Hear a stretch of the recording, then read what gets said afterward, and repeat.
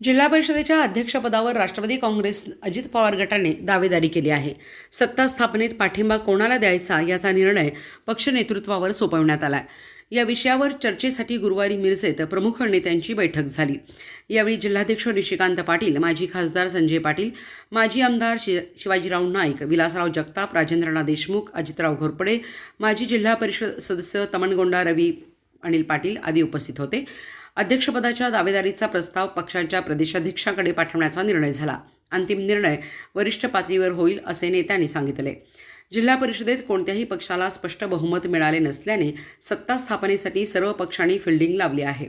महायुती आणि महाविकास आघाडी या दोहोंचे बहुमत अत्यंत काठावर असल्याने अजित पवार गटाची भूमिका महत्त्वाची ठरली आहे.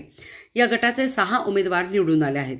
महायुती व आघाडीकडून अजित पवार गटाच्या पाठिंब्यासाठी आटोकाट प्रयत्न सुरू आहेत. या स्थितीत कोणती भूमिका घ्यायची याबाबत चर्चेसाठी गुरुवारी बैठक झाली.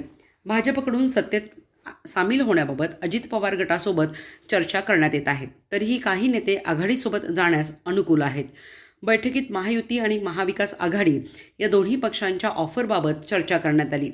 सत्तेमध्ये सामील होण्यासाठी अध्यक्षपदाची दावेदारी सांगण्यात आली.